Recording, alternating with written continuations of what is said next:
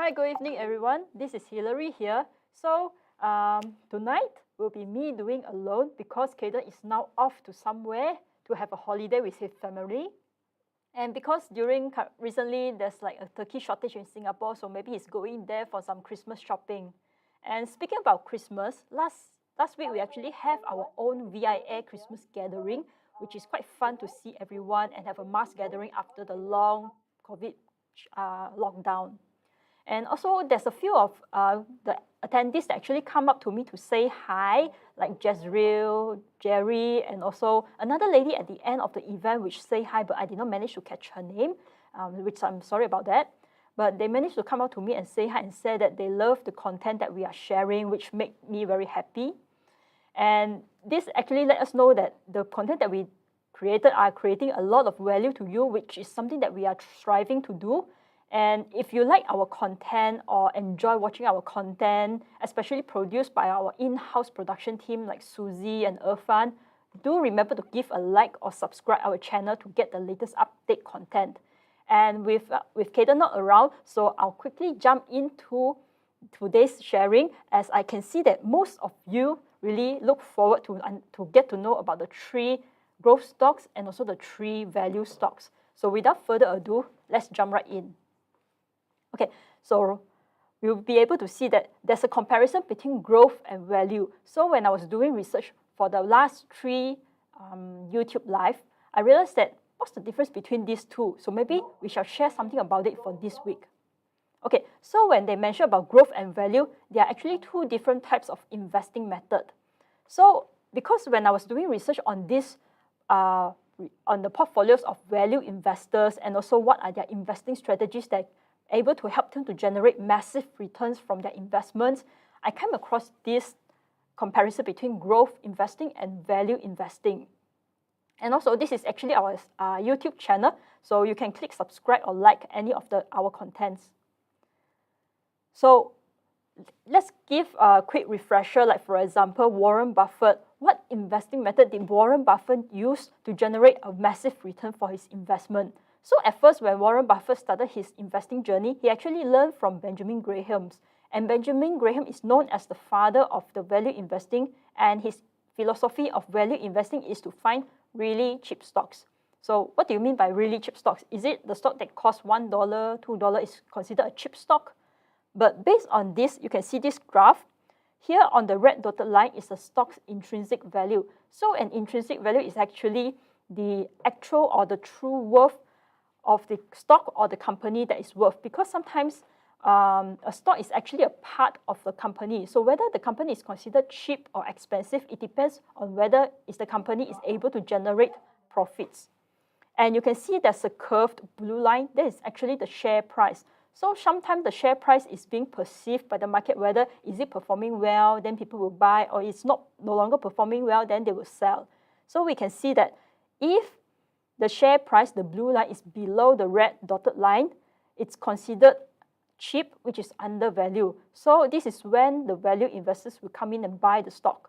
But if the blue line is above the dotted line, it will be considered as overvalued or expensive. So this is what it means by finding really cheap stocks, which is to purchase undervalued stocks. Then Warren Buffett met these 2 gentlemen, which says that instead of just buying really cheap stocks, why not you look for a good and growing company? Because imagine that if, let's say, for example, you found a stock, a person found a stock which costs about $1, which they consider is very cheap, but after 10 years, there is not much growth for the company and the share price remains as $1. So as if that you just put in $1, but the $1 is not able to grow into like $10, $100. So which is why Charlie Munger and also Philip Fisher told Warren Buffett that you can also look for good and also growing company for when you are investing. Okay, so this is roughly how Warren Buffett looks for the company and grow his investments. Okay, so other than investing method, growth and value can also consider as stocks and companies. So later, we'll be sharing 3 growth stocks and also 3 value stocks that is recommended by Kiplinger, even though they put out 9, but because due to time constraint and we are quite picky, so we decided to share among 3 each. Okay, so before that, you'll be curious that, okay, so I roughly know that we'll be sharing about growth stocks and value stocks, but how did they perform historically? So we'll be looking at 1995 until 2018. So this is a chart. So during the dot-com period, where there's a lot of hypes and people are very enthused about sharing about growing stocks, like for example, the technology, IT. So you can see that the growth stock actually performed better than the value stocks.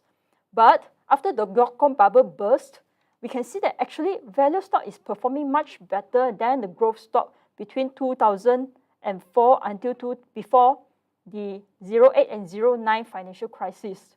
After the crisis, right now the growth stock is performing far more better than the value stocks. So it seems like there's a cyclical period between growth stocks and also value stocks. So now we bring up the question is, which investing method is better? So which investment method should I use? Should I use growth investing or should I use value investing? And also, when is a good time to invest in growth stocks or value stocks? So these are the two questions that we'll try to address for tonight's session. Okay, so right now, we'll look into growth stocks and also value stocks. So before we get started, we are here to put out a disclaimer, and that for this session, we are only illustrate the application of value investing methodologies on how we analyze real-life company, and also under no circumstances that do any of this information provided in this case study represent a recommendation to buy, sell, or hold any stocks. And also, in no event shall VIA or any author, which is me for tonight, be liable to any viewers, guests, or third party for any damages or any kind arising of the use of any content shared here. And also, neither Mind Kinesis Investments Private Limited, Value Investing Academy, nor the authors of the case studies are operated or affiliated with any broker, dealer, or licensed financial advisors. So with that done, and now let's jump right into it. Okay, so between value investing and growth investing, there are actually two commonly used investing methods by investors.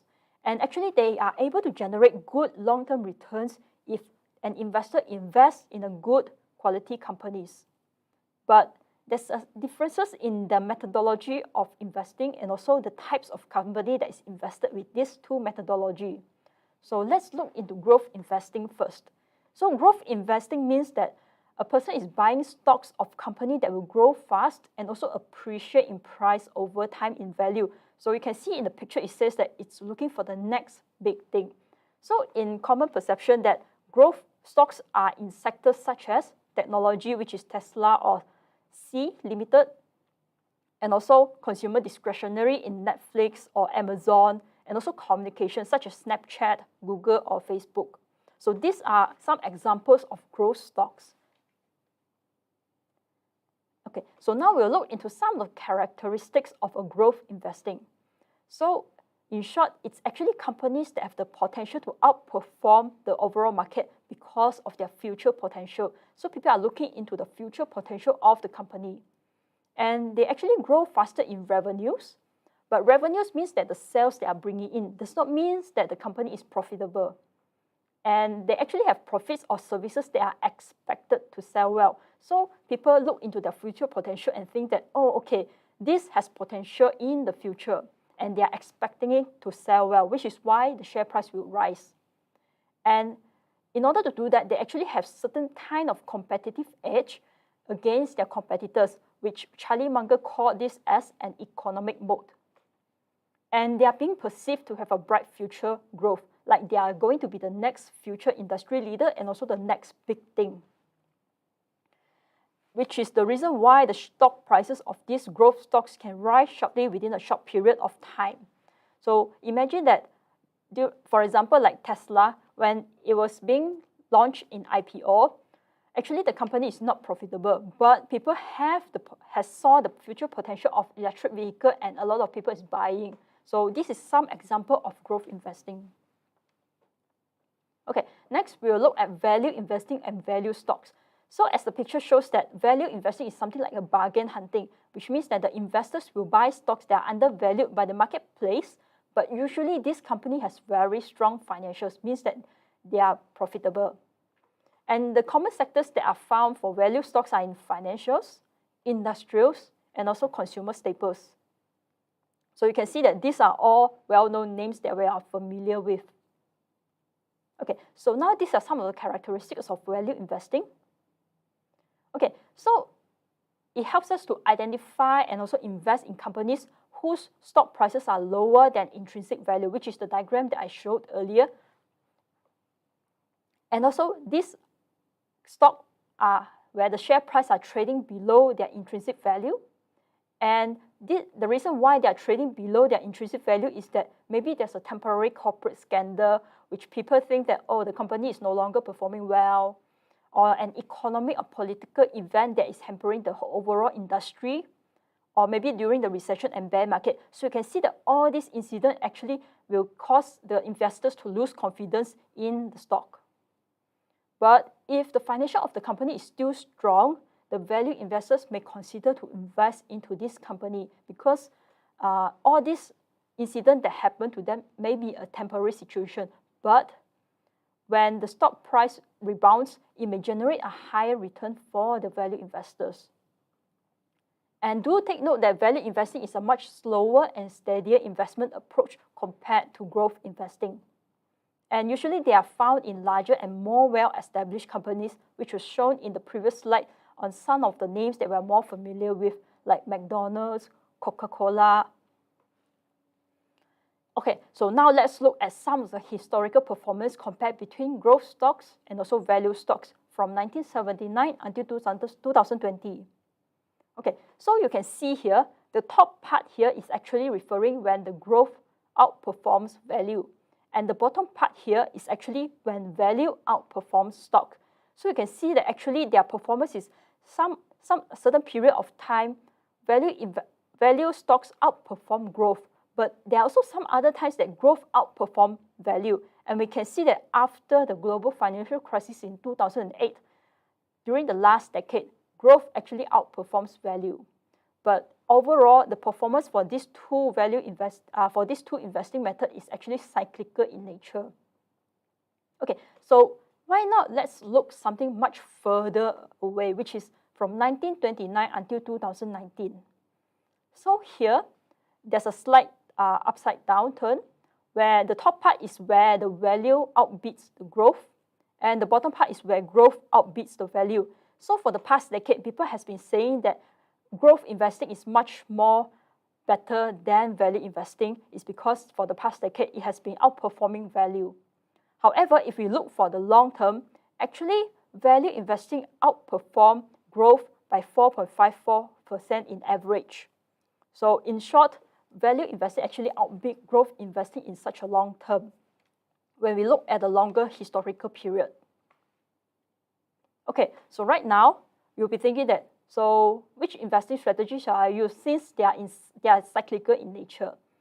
Actually, in order to determine which investment strategy to use, you have to find out that which strategy is best suited to your investment goals. So the first question you should ask is that why do you want to invest, or what are you able to gain from investing? And then second thing is, how long do you intend to invest? What is your time horizon? And also finally, how much risk can you take on? So with that, we will have a quick comparison between growth investing and value investing. So for growth investing, they are mainly focused on the future potential of the company to become the next industry leader. But for value investing, they are mainly focused on strong financial fundamentals where there are more predictable profits. And for growth investing, the share price is usually overvalued because some of the growth companies, when they are starting up, they might not be profitable, but people are sawing the future potential and they decided to purchase. So when there's a lot of demand, then the price will increase, which is why for growth investing, the share price will usually be overvalued. And for value investing, they are actually bargain hunting for stocks that are at significant discount. And for growth investing, there's a short-term sharp increment. That means within a short period of time when people say that, oh, this company is going to be the next big thing, like Sea Limited during the pandemic time, where the share price increases really sharp. But for value investing, they are focused more on long-term compounding effect. So when they invest into the company, they expect it to grow for like 1, 2, or maybe 10 years. And also for growth stocks, there is no dividend payout because whatever earnings that they earn back, they will reinvest into the company to grow the company. And for value investing, they have dividend payout to their shareholders. Okay, so other than that, earlier on we shared that how much risk you can take on is that we want to know that what are the risks for these two investing methodology. So in one of our YouTube live sharing, if you have seen this gentleman, Monish Pabrai, he's actually famous for copying Warren Buffett's investing strategy. So he actually has a saying that says that heads I win, tails I don't lose much. So he likes to look for deals that have low risk but can generate high returns, which is why risk management is actually very important in investing. So for growth investing, some of the potential risks that might have is that the financials might be not strong, even though they can generate high revenue, but because the company is still growing, so they may incur high expenses, which ends up they might be losing money at the early stage. And also, there's a higher potential for volatility. So that means people see that this company has a very bright future, so they purchase it, which causes the share price to shoot up very fast. But when they see that, oh, this company no longer has potential or this company doesn't seem to be profitable, they wanted to cut loss and then they will sell off the shares, which causes the share price to plunge, which happens after in 2020, which at the start of this year, some of the growth companies actually, we can see that their share price actually plunged quite drastically, like for example, Netflix. And also, for growth stocks, they have short or no historical trend, so it's quite hard for us to gauge how is their future potential growth in the future. And also, investors might end up overpay in hope for an unsupported proof of supercharged returns. So even though they say that this company has future potential, but it has not proved that whether they are able to become profit. And for value investing, the share price may drop further because earlier on when we see that some of the characteristics, the share price drop is because of certain scandals or maybe certain incident that hampers the industry. But even though the share price is dropped, it may drop even further when you try to purchase it. And also, if based on Benjamin Graham's philosophy, they only focus on cheap stock. That means as long as the company is cheap, they will invest into it, which they did not account into the quality of the company. And the growth of the company may be stagnant because it's already a large and well-established company, so there might not much potential of growth. So in the end, when the money was invested in this kind of companies, they might not see very significant growth. So these are some of the potential risks between a growth investing and also value investing. Okay, so while I was doing a research, I came across this blog, ET Money, where they compare between growth investing and value investing, which I find it very valuable. So I decided to share here. Okay, so for growth investing and value investing, the type of company between these two is slightly different. Where growth investing, the companies are usually young, and value investing, the companies are usually matured. And the size of the company for growth investing are small to medium. Value investing are large established companies. And growth potential, because they are small companies, so they can grow very fast. But for established companies, usually the growth is somewhere around stable, or maybe there's a very minute growth. And for growth investing, they actually focus on the future profitability or the future potential. But value investing is on market psychology because people see that when there's a scandal, they think that the company is not doing well, or when the company is doing well again, then they will buy into the company. Okay, then the age of data is that for growth investing, they focus on the present until the future, on how is the future performance. And for value investing, because it's a much matured company, so we have a past data to see how they perform in the past. However, do take note that the past performance does not mean that they are going to do better in the future, but it's just to give us a gauge that how is the company doing in the past. Okay, so for growth investing and value investing, they are using different types of financial metrics to evaluate on the company if they are performing well or not. But for tonight, we are not going in depth about these valuation metrics. We will do some simple valuation metrics later. And the holding period between these two is slightly different, which is why one of the questions that asked is that how long do you intend to invest? Because if you intend to invest like 10, 20 years, maybe value investing is something you can look into, but you only plan to like invest like 5, 10 years, maybe you can consider growth investing.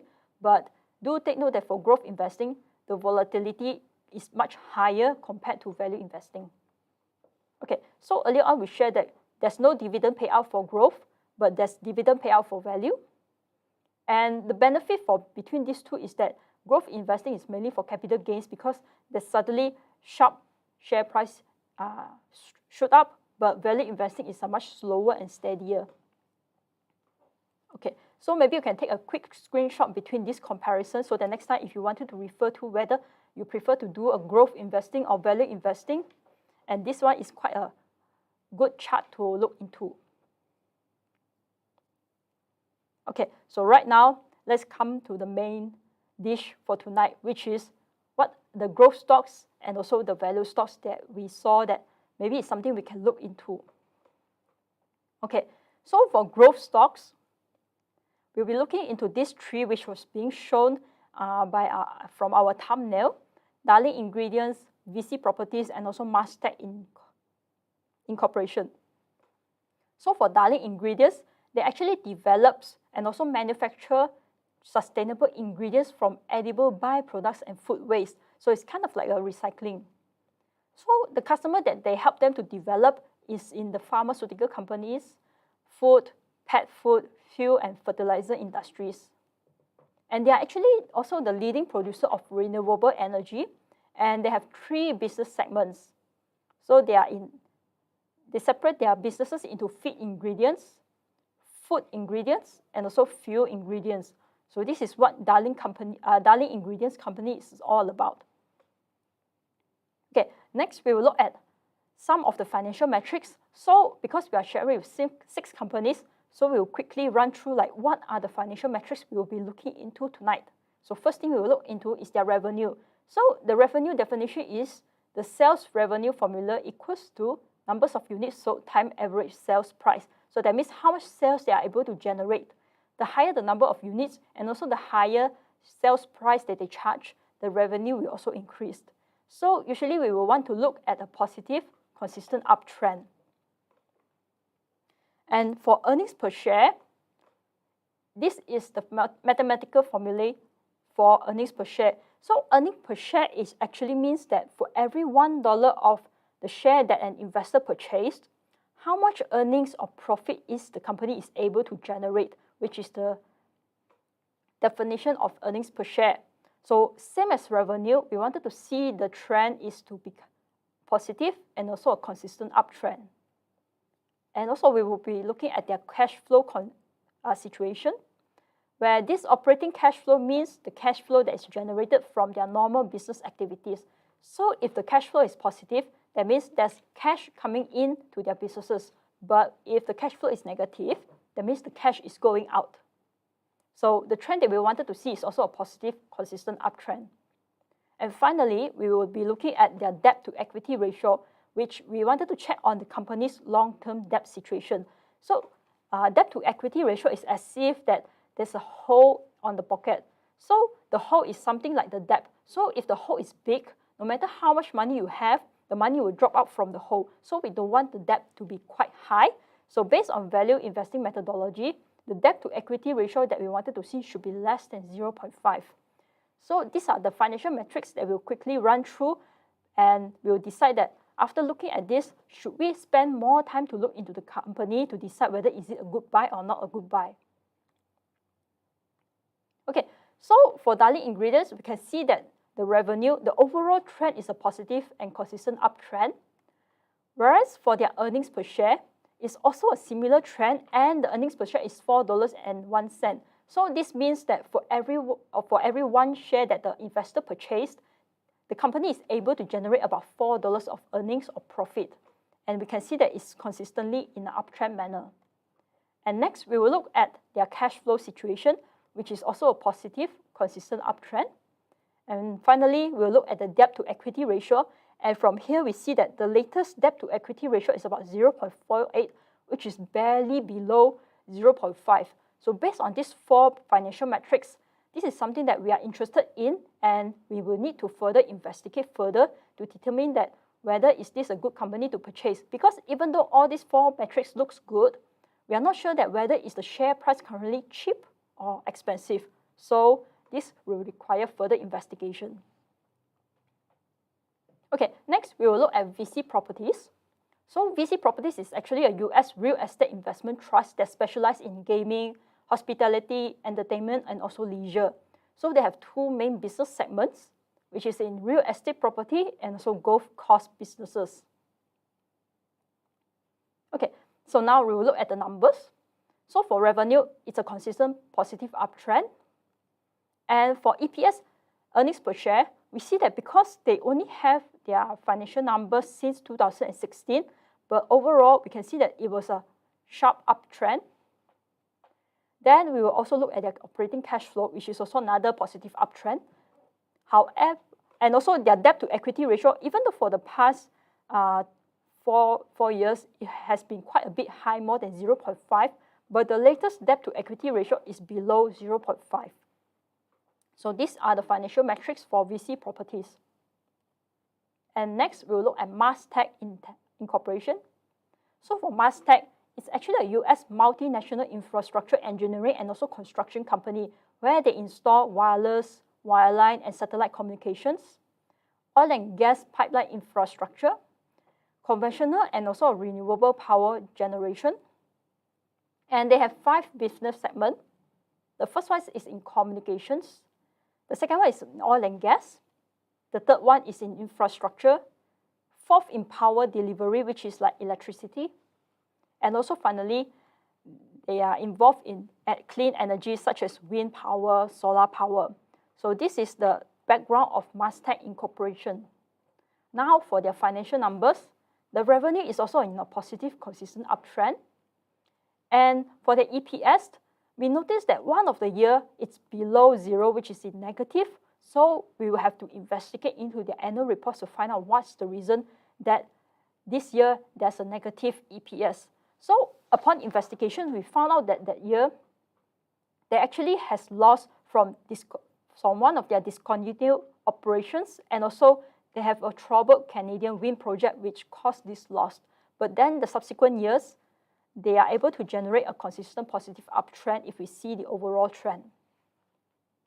And the operating cash flow is also based on the overall trend is in a consistent positive uptrend.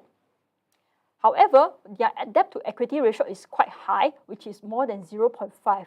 So with that, investors will need to take note that what is the reason that causes the debt to equity ratio to be quite high for this company. But that is not something to be alarmed. It's just that more advanced investigation is required to determine if this company is a good company to invest in. Okay, next we will look into the value stocks. Okay, so Kiplinger actually suggested 9, but we decided to pick out 3. So there's Target, P&G, and also AbbVie. So for Target Corporation, it's an American big box department store chain where they are having these main 5 segments in their shop houses, which is involved in beauty and household essentials, food and beverage, home furnishings and decor, hard lines, apparel and accessories. So it is actually the 7th largest retailer in the US. And currently they have about 1,926 stores in US. Previously they have operation in Canada, but then since 2015 they actually discontinued the operation, which will be shown in their financial. So we see that the revenue is also in a positive and consistent uptrend. However, for their EPS in 2015, it was in negative. It's because that year they discontinued their operations in Canada, which resulted in a loss. But if we see that the overall trend of the EPS is actually on a gentle positive uptrend. And for the operating cash flow, we can see that even though it's a bit zigzag, but the overall trend that we see is still a positive uptrend. However, their debt to equity ratio is a bit high for here, which we can see that is slowly increasing. So this is something that investors should take note if they are interested to invest in Target Corporation. Next, we'll look at P&G. Okay, so P&G is actually an American multinational consumer goods corporation. So they actually offer 65 brands of consumer care products, such as in healthcare and oral care, fabric and home care, beauty in skin and personal care and also hair care, grooming such as shaving blades, and also baby, feminine, and also family care. So you can see that from the diagram on it, we can see that these are some of the things that we actually use daily, where we cannot really live without. If we just change to another brand, maybe another thing. But usually we will use all these products daily. And this company is actually founded in 1837. So it's been a 100-year plus company, which is quite long lasting. Then we will be looking into the financials. We see that the revenue, since the company is long lasting, why is the revenue looks like a V shape, where the earlier years of the decade is like sloping downwards before it goes back upwards. So we decided to expand further and see actually that is just a short downtrend. It's because during those early years, the company is actually restructuring and they sell off some of the departments such as food, because last time Pringles was actually within P&G, but then they decided to streamline and restructure and they sold off their food departments. So we can see that the overall trend of this company is actually a positive and consistent uptrend. And for the EPS, we noticed that even though it's a positive in 2019, but it was a sharp drop compared to 2018. So in their annual report, they actually mentioned that they actually stopped the partnership with PGT Healthcare, which is a partnership with Teva Pharmaceutical. So this one is involved in over-the-counter medicine. So because they are restructuring and streamlining the products, they decided to dissolve the partnership, which caused a sharp loss in it. But then the subsequent years, they managed to recover. So if we observe the overall trend, we see that it's a slowly gentle uptrend. And also we will also look at their cash flow situation, and we just look quick glance at the overall trend, we see that it's actually a slowly increasing uptrend. However, even though their revenue, EPS, and operating cash flow is in an uptrend manner, the debt to equity ratio in an uptrend manner is something that we do not want to see. But then for the past 3 years, even though it's more than 0.5, we can see that the management has been trying to lower down their debt situation. So this is something that investors should also take note of. Okay, now finally for the last company in AbbVie Incorporation. It's an American biopharmaceutical and research-based pharmaceutical manufacturer. And they actually produce drugs in 5 main areas, which is in immunology, drugs for immune system, hematology, oncology, which is the drugs for blood cancer such as leukemia, aesthetics like skincare, contouring, plastics, or regenerative medicines, neuroscience, especially drugs for migraine, psychiatry, neurodegeneration, and also eye care, such as glaucoma. So AbbVie is actually a part of Abbott Laboratories before it was being spun off in 2013. And Abbott Laboratories has been founded since 1888, which is quite a long time ago. So right now, Abbott Laboratories is mainly involved in medical devices, diagnostic equipments, and also nutrition products. So in order to streamline further, that's the reason why AbbVie was being spun off from Abbott Laboratories. Okay, so now let's look at some of the numbers. So for the revenue of the company, it's actually in a positive increasing uptrend. And when we look at the EPS in general, we can see that it's an increasing uptrend as well. And the cash flow situation is also an uptrend. However, the debt to equity ratio for AbbVie is much higher compared to the other companies that we have looked at. So with that, even though the 3 out of 4 of the financial metrics looks good, but because the debt is quite high, investors are strongly advised to further look into the annual reports or their financials to determine the reason why the debt to equity ratio is quite high for the company. Okay, so to conclude all for tonight, the pros about this is that both investing styles are able to generate good long-term returns, and especially if an investor invest in good quality companies. So we compared between 3 growth companies and 3 value companies. It seems like there's not much difference in terms of their financial metrics because all 3 of them, they're actually performing quite well in a quick glance on it. But it does not mean that it's a buy now. Further investigation is required to determine what is the intrinsic price or how much is the good time to go in and buy, what is the preferable share price to purchase. That one is required further investigations. However, do take note that these 2 investing styles have different performance period because for the past decade, growth investing has been performing much better than value investing. But how long will growth investing last is anyone's guess. And also, it's very hard to determine the trend because it's quite hard to determine when is the change between growth investing and value investing. And also, both investing styles have their own risk, which is something that investors should take note of. Okay, so now let's come back to this question. So which investing method is better? So in short, by betting one style over the other is not actually a sound strategy for maximizing the returns because growth investing does not always outperform value investing. And also, value investing does not mean it's much safer than growth investing.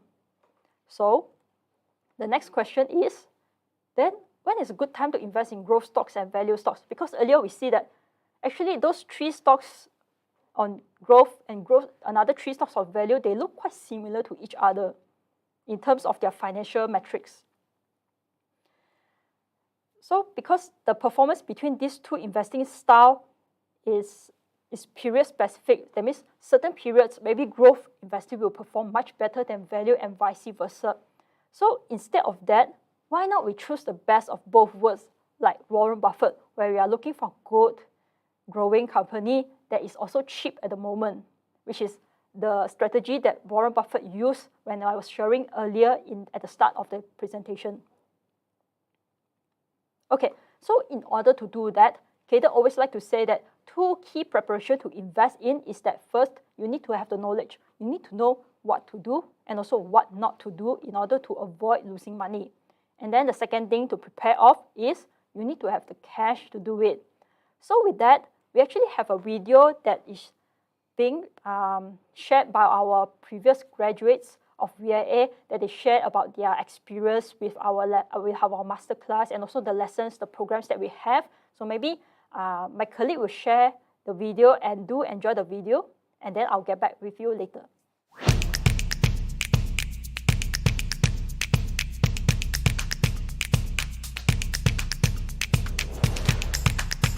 The number 1 obstacle that will prevent me from investing is my bad past experience.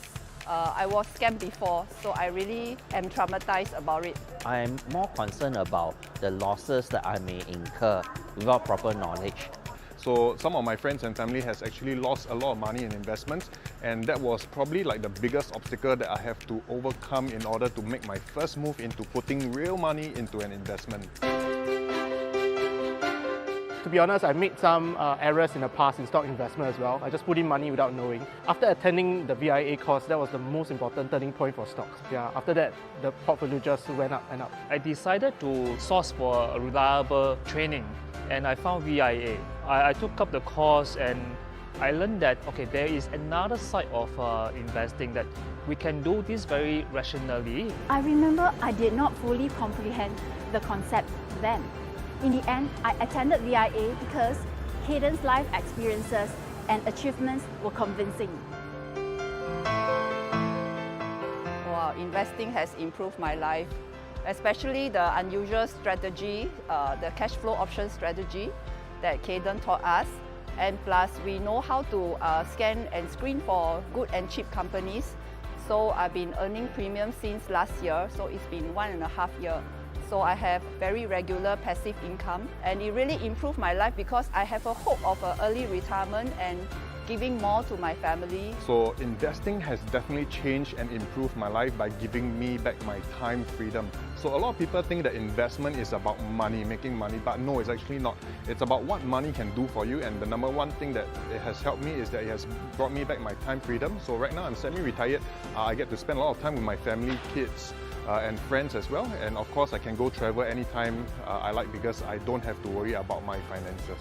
By investing in right companies or stocks or whatever, I give a better chance to myself, my family, my children, a better starting line. In the future, they have more resources, they can do whatever they want to do.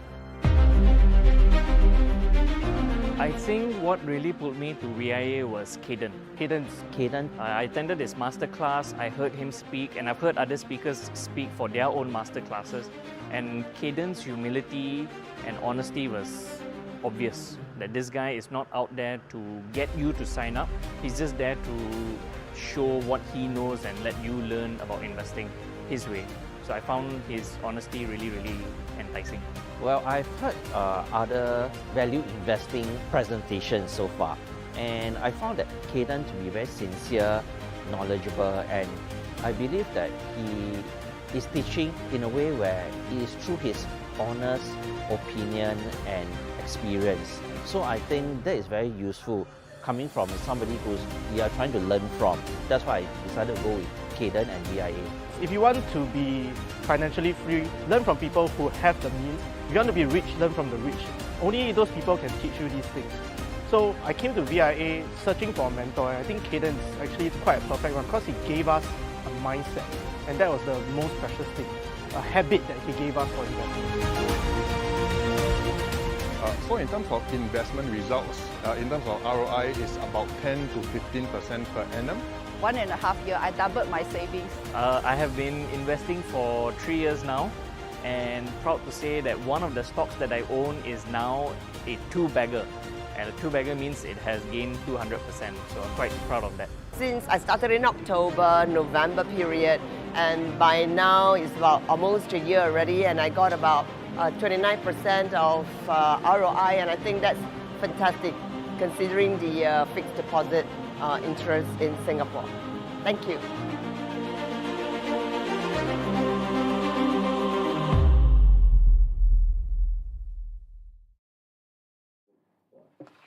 Hi everyone, welcome back. I hope you have enjoyed the video just now, which was being beautifully created by our in-house production team, Suzy and Irfan. So maybe you can like their video, you can give them a like to encourage them, because encouragement do help us to move on further along. So with that, and usually this part is where Cayden comes in and share with you about what we have to offer. But since he's away, so right now I was being tasked to do this task. And for this one, we actually have a free value investing on-site masterclass, which is on these 2 dates, where you'll be able to learn how to generate 3 sources of passive income, even though you don't know investing. So before I came across this value investing, actually I was not aware the difference between trading and also investing. But after attending this masterclass, then I realized that, oh, there's a difference between these two, where investing is something like we put our money aside and then let the money to grow, just like what we did for our CPF. But it's just that CPF is that we have only specific uses for it. But for investing wise, we can put our money aside to let it grow, and then when we need it, we can cash out. And also, Cayden will also teach you how to invest with minimal capital, because when people say investing needs to use a lot of money, which is not quite true. So in this masterclass, Cayden will share more how you can do that. And also, he will also teach you how to create a cash dispensing machine to replace your existing salary, which is something very exciting to know, and not many people are aware of how they can do that. But in this masterclass, Cayden will be sharing with you all. So these are our upcoming masterclass dates, which is on site. That means it's on our company site in Shenton House in Singapore. So these are the 2 days, one on Wednesday on the 4th of Jan, and the other one is on a Saturday, which is on the 14th of Jan. So you can choose either one of the day to come and attend the masterclass to learn more about those 3 items that was being mentioned earlier. But when you come here for training, there's freebies. So you'll be able to get this bestseller book, Investla, that is worth about $33, and also a free gift card from Starbucks that is worth about $10. So you can actually use the card to purchase a cup of coffee, and while enjoying the coffee, you can read Investla to gain more knowledge about the average Joe's journey to investing. And you can bring more people, the merrier, because if you bring 1 to 2 friends, you also receive a $20 of NTUC vouchers and also $20 of movie tickets, especially right now with Avatar is showing now, and I heard that it's very good. So maybe you can grab this opportunity to get the movie ticket to purchase and also watch the show. And also your friends that come along, they'll be also getting the Investla book and also the Starbucks card, but unfortunately not the vouchers.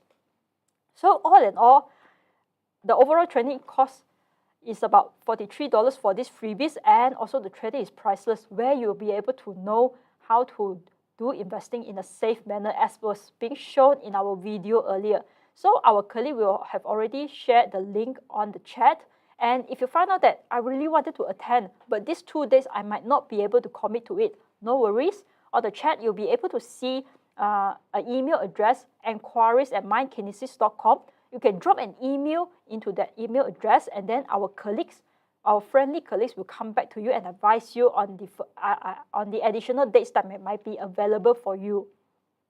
Okay, so with that, you can also click on the link on the chat, or our colleague will also have the link in the description in our video, so you can register to show your interest that you wanted to come and learn more about value investing, which is you can attend the masterclass to have a feel of what is value investing, and you can learn how you can invest safely without the fear of losing money. So with that, this is the end of my presentation, and I hope you have enjoyed the session so far. And at Value Investing Academy, we do really care to make you a better investors. And this will be our final video for this year. So we'll be seeing you next year, and I wish everyone a Merry Christmas and a Happy New Year. Thank you and have a good evening.